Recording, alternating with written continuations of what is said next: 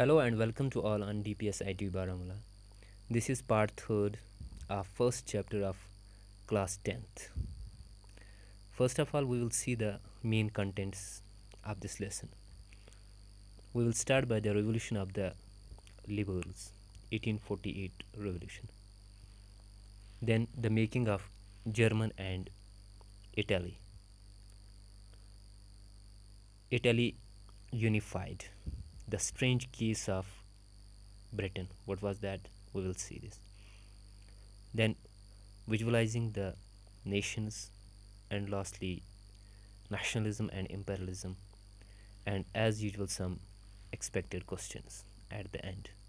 So let's start by the 1848 revolution, or which is also known as revolution of the liberals.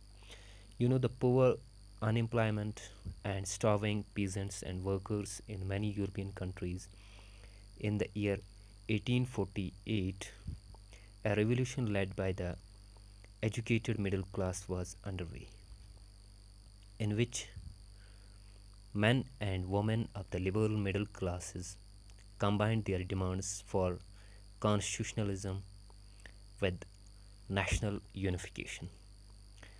They drafted a constitution for a German nation to be headed by a monarchy subject to a parliament.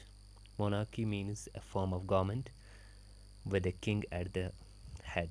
Okay. Then William IV, King of Prussia, rejected it and joined other monarchs to oppose the elected assembly. While the opposition of the aristocracy and military became stronger, the social basis of parliament eroded. Now, what is this aristocracy? It is the highest class in certain societies, typically comprising people of noble birth, holding hereditary titles and offices. Then the issue of extending political rights to women was a controversial one within the liberal movement. Then women had formed their own political association, founded newspapers, and taken part in political meetings and demonstrations.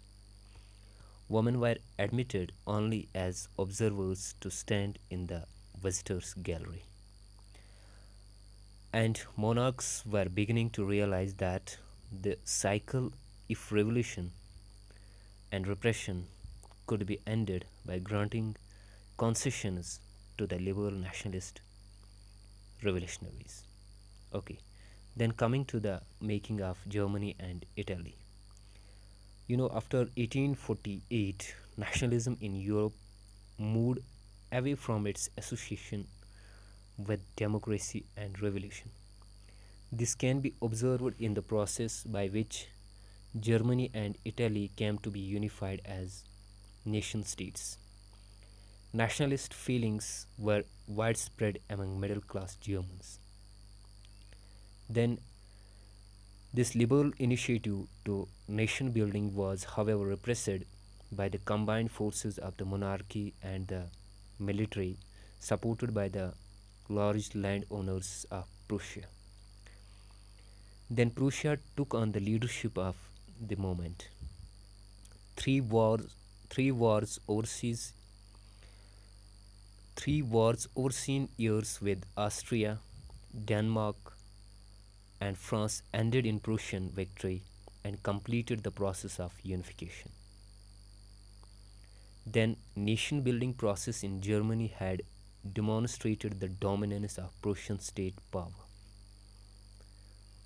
and the new state placed a strong emphasis on modernizing the currency, banking, legal, and judicial systems in Germany.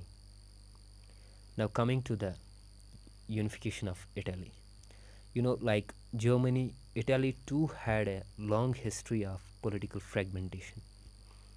Italians were scattered over several dynastic states as well as multinational Habsburg Empire. Italy was divided into 7 states. Italian language had not acquired one common form and still had many regional and local variations.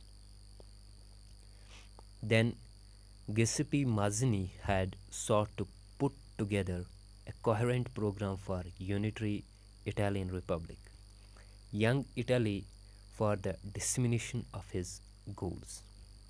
The failure of the revolution uprising both in 1831 and 1848 meant that the mantle now fell on Sardinia Piedmont under its ruler king Victor Emmanuel II to unify the Italian states through war. Italy offered them the possibility of economic development and political dominance. Italy was neither a revolutionary nor a democrat. Then Italian population, among whom rates of illiteracy were high, remained blissfully unaware of liberal nationalist ideology.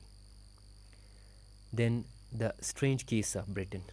The model of nation or the nation state, some scholars have argued, is Great Britain. It was the result of a long drawn process. There was no Britain nation prior to the 18th century. UK of Great Britain meant in effect that England was able to impose its influence on Scotland. Then the British Parliament was henceforth dominated by its English members. Ireland was forcefully incorporated into the UK in 1801. Then British flag, the national anthem, the English language were actively promoted, and the older nations survived only as subordinate partners on this union. Then visualizing the nation. While it was easy enough to represent a ruler through a portrait or a statue, in other words, they represented a country as if it were a person. But nations were then portrayed as a female figure. The female figures became an allegory of the nation. And christened Marini, a popular Christian name which underlined the idea of people's nation. Then coming to the nationalism and imperialism. By the quarter of the 19th century, nationalism no longer retained its idealistic liberal democratic sentiments of the first half of the century, but became a narrow creed which ends. The most serious source of nationalist tension in Europe after 1871 was the area called the Balkans. The Balkans was a region of geographical and ethnic variations. Only by one of its European subjects, nationalities broke away from its control and declared independence. The Balkan area became an era of intense conflict. Then the Balkan states were jealous of each other and each hoped to gain more territory at the expense of each other. But the idea that societies should be organized into nation states came to be accepted as natural and universal. Okay, now coming to the expected questions. Discuss the 1848 revolution. Then how did the Italy unify? These are the two important questions which you have to think and write down. So this was all about in this. Thank you. Bye bye.